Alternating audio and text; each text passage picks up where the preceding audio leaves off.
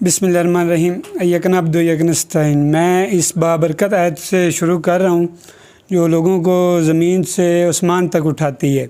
मैंने एक छोटी सी वीडियो बनाई थी कि इमरान रियाज़ के लिए कि मुझे बुलाएं, मैं यूट्यूब चैनल बनाना चाहता हूँ। तो अभी कुछ दिन हुए खान साहब ने मुझे इधर बुलाया है और आज मेरे साथ बैठे हैं। तो खान साहब शुक्रिया जी, आपके आने का बहुत शुक्रिया जी।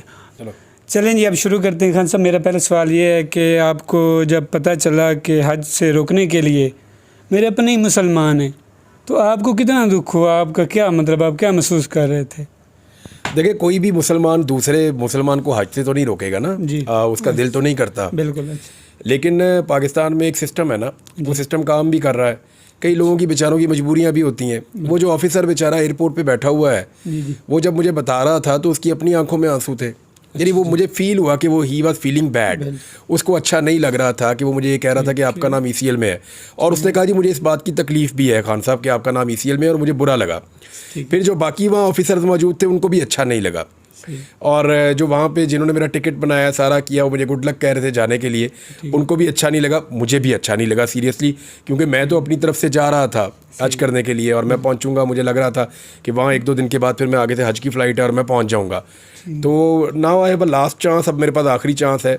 अदालत ने मुझे कल का टाइम दिया हुआ 1 दिन के बाद का, तो मुझे उम्मीद है कि मेरा नाम निकलेगा, मैं हज पे चला जाऊंगा।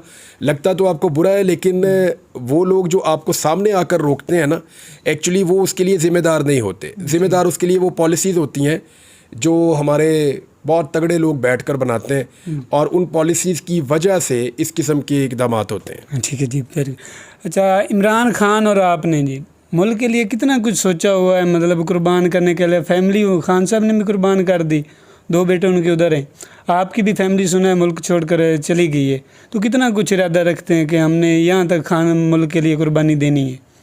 नहीं, कुर्बानी मुल्क के लिए, देखिए इमरान खान साहब की फैमिली मौजूद है, वो अपने बच्चों से बातचीत भी करते हैं, और उनके बच्चे मौजूद हैं और बिल्कुल ठीक है, अल्लाह का शुक्र है। हाँ, ये है कि वो पाकिस्तान में नहीं रहते, उनके बच्चे शुरू से, और मेरी फैमिली जो है वो भी अल्हम्दुलिल्लाह बिल्कुल ठीक है, खुशहाल है। थोड़े परेशान ज़रूर थे, बच्चे ज़रा डिस्टर्ब थे, तो इसलिए उनकी छुट्टियों में मैंने उनको ज़रा थोड़ा ट्रैवल करवाया कि वो जाएँ दादा दादी के साथ, थोड़ा सा टाइम गुजारें, ताकि बच्चे रिलैक्स हों। 2-2.5 साल से वो एक बड़ी अजीब किस्म की सिचुएशन में थे। बीच में मैं बार बार गिरफ़्तार हो जाता था, गायब हो जाता था, तो बच्चों के ज़हन पे चीज़ों का असर पड़ता है। तो हमने फिर फैमिली ने ये तय किया कि थोड़ा सा बच्चों को इस माहौल से निकाला जाए। ये मुल्क हमारा है, हमारी प्रॉपर्टी यहाँ पे, हमारे घर यहाँ पे, हमारा पूरा ख़ानदान यहाँ पे, हमारे सारे दोस्त यहाँ पे, तो यही मुल्क है ना, एसेट मेरा ये मुल्क है एक्चुअली।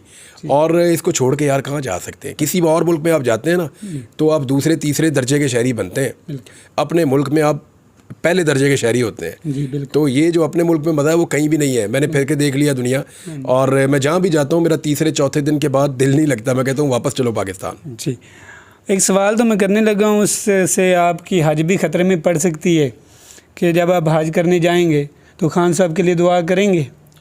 मैं सारों के लिए दुआ करता हूँ, इमरान खान साहब के लिए भी करता हूँ दुआ, और सबके लिए दुआ करता हूँ। देखें, मैं तो बल्कि ये कहता हूँ कि जितने भी लोग, क्योंकि मैं ना खुद भी अपने आप को समझता हूँ कि इतनी दफ़ा पकड़ा गया हूँ तो बेगुनाह ही पकड़ा गया हूँ। बेगुनाह था तो मैं बार बार अदालतों से छूट कर आ जाता हूँ। अभी मैंने थोड़ी देर पहले आवाज़ उठाई उन ख़वातीन के लिए जिनको 1 साल से पकड़ा हुआ है, उन्हें छोड़ ही नहीं रहे, बार बार उन्हें किसी और केस में अंदर डाल देते हैं। मज़ायका केस सूरत हाल है।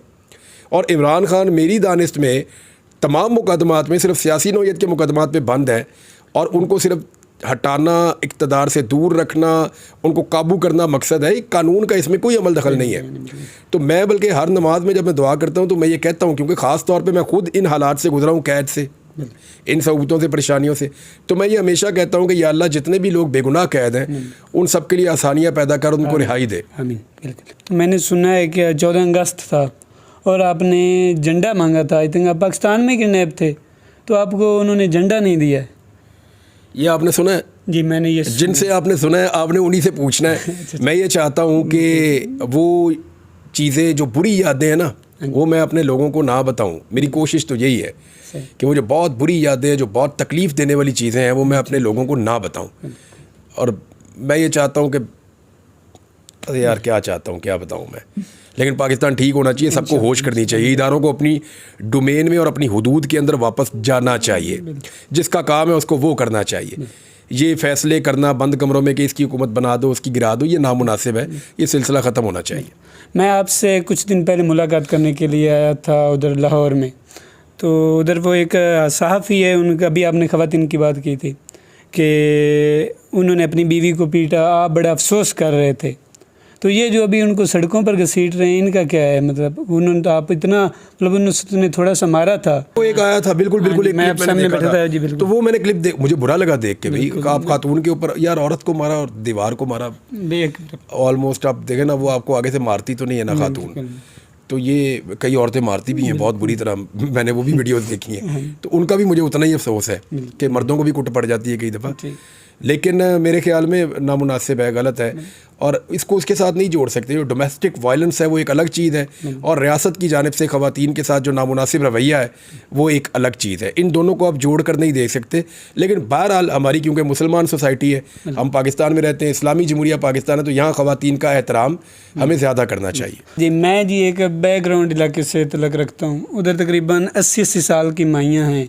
हमारे यहाँ टीवी भी नहीं होते हैं, लेकिन मैं जब बाज़ार से गुज़रता हूँ ना, तो मुझे वो कहते हैं कि इमरान खान साहब का क्या बना। जब मैं आने लगा था, मैंने कहा मेरा उनके साथ मुलाकात है, तो मैं पूछूंगा कि खान साहब कब तक बाहर आ रहे हैं और वो किस हाल में क्या कर रहे हैं, ये आप कुछ बता दें। अच्छा, इमरान खान के बारे में आप कह रहे हैं लोग वहाँ पूछते हैं। हाँ, 80-80 साल की माइयाँ, टीवी भी नहीं है। हाँ। और फिर भी उनको मतलब उन्होंने देखा ही नहीं है, फिर भी कहते हैं कि खान, ये पता नहीं कैसी मोहब्बत है, मुझे नहीं समझ आ रही। आप कुछ बता दें कि कब तक वो बाहर आ रहे हैं। ये तो किसी को भी समझ नहीं आ रही, और समझ नहीं आ रही तो इसलिए वो अंदर है। इमरान खान का देखें, जो बाहर आने का ना, सबसे ज़्यादा मेरे से यही सवाल पूछा जाता है। अगर तो इमरान खान बाहर आए उस तरीके से जिस तरीके से ये निज़ाम सियासतदानों को बाहर निकालता है, जैसे नॉर्मली हमारे सियासतदान बाहर आते हैं, मैं बहुत सारों के नाम ले सकता हूँ जिनका मुझे पता है कि वो डील करके बाहर आए, सिर्फ नवाज शरीफ जरदारी नहीं, और बहुत सारे हैं जो डीलें करके बाहर आए, मैं सबको जानता हूँ, बेशुमार नाम है। तो जिस तरह बाकी सियासतदान डील करके बाहर आते हैं, अगर उस तरह इमरान खान साहब ने बाहर आना है तो आप कल परसों आ जाएंगे, 4 दिन 5 दिन में। एक इद्दत वाला ही केस है ना, तो सज़ा मुअत्तल करवा के बाहर आ जाएंगे। लेकिन जिस तरह इमरान खान साहब बाहर आना चाहते हैं ना, पूरी कमांड और कंट्रोल के साथ, और पूरी आज़ादी के साथ, या हकीकी आज़ादी के साथ, उस तरह बाहर आने में मुझे लगता है अभी भी टाइम लग जाएगा इमरान खान साहब को। और ये हुकूमत की जो कारकर्दगी है उसके ऊपर भी डिपेंड करता है। जिस तरह ये हुकूमत कारकर्दगी दिखा रही है और डाउन जा रही है, यानी भी खैबर पख्तूनख्वा से बहुत बुरी खबर है कि वहाँ पे उन्होंने बहुत बड़े बड़े जो प्रोजेक्ट हैं जो 70% तक भी मुकम्मल हो चुके हैं, वो 90 के करीब प्रोजेक्ट बंद कर दिए हैं वफाकी हुकूमत ने खैबर पख्तूनख्वा में, और वो बड़े अहम प्रोजेक्ट हैं, डेवलपमेंट के प्रोजेक्ट हैं। तो ये बड़ा अनफॉर्चुनेट है। तो इमरान खान के बाहर आने के 2 तरीके हैं, एक डील वाला, एक बगैर डील वाला।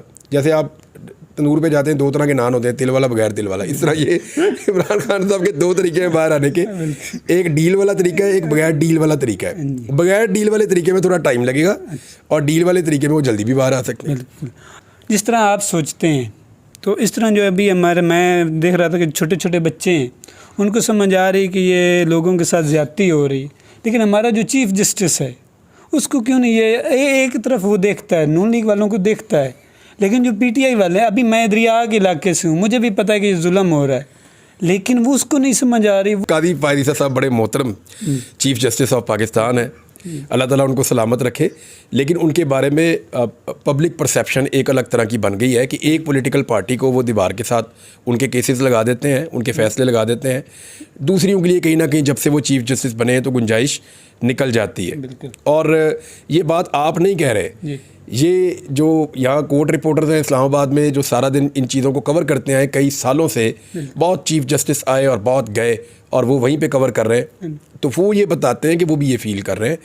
और अगर आम आदमी फ़ील कर रहा है तो फिर अब मेरे ख्याल में अदलिया को सोचना चाहिए कि ना सिर्फ उन्हें अपनी खोई हुई स्पेस वापस लेनी है, बल्कि अपनी रिस्पेक्ट जो है उसको भी रिस्टोर करना है। कोई और सवाल है तो पूछ लें। बस शुक्रिया सर, आपने मुझे बुलाया, इज़्ज़त दी, मतलब मेरी एक छोटी सी वीडियो को देखकर आपने मुझे यहाँ तक बुलाया, मैं आपका ज़िंदगी परेशान। चलें आप नाज़रीन, आपने मेरा ये इंटरव्यू देखा, पसंद आया तो सब्सक्राइब करें, लाइक करें, आपकी बहुत मेहरबानी होगी। खान साहब, मैं एक बार फिर आपको शुक्रिया अदा करूँगा कि आपने मुझे इतना वक्त दिया और मेरा इतना अच्छा किया मेरे साथ। Thank you sir.